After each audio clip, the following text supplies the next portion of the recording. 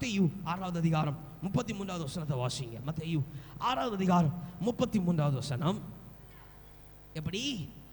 முதலாவது தேவனுடைய ராஜ்யத்தையும் அவைகளுடைய நீதியும் நீங்கள் தேடுங்கள், அப்பொழுது இவையெல்லாம் உங்களுக்கு கூட கொடுக்கப்படும். அல்லேலூயா, அல்லேலூயா, அல்லேலூயா. இப்போ பிலிப்பியர்ல பார்க்கிறோம்.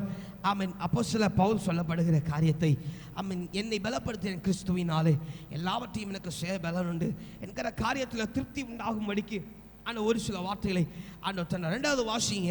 ஆமென். நீதிமொழிகள் 3வது அதிகாரம் அதனுடைய 5வது வசனத்தையும் 6வது வசனத்தையும் வாசிங்க. நீதிமொழிகள், ஆமென், 3வது அதிகாரம் 5வது வசனத்தையும் 6வது வசனத்தையும் ஒரு வாசியுங்கள்.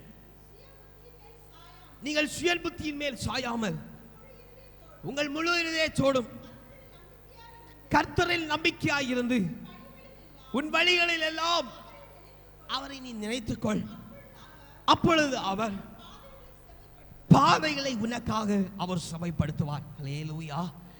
நீ நம்பிக்கையோட கர்த்தருக்காக உன் வழியை ஆயத்தப்படுத்து. அல்லேலூயா.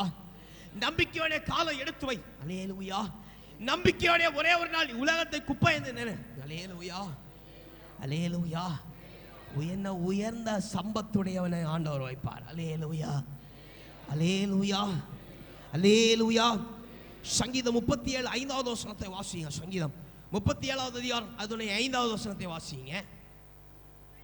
உன் வழியை கர்த்தருக்கு ஒப்புவித்து அவர் மேல் நம்பிக்கையாயிரு, அவரே உனக்கு காரியத்தை வாய்க்க பண்ணுவார். அல்லேலூயா, அல்லேலூயா.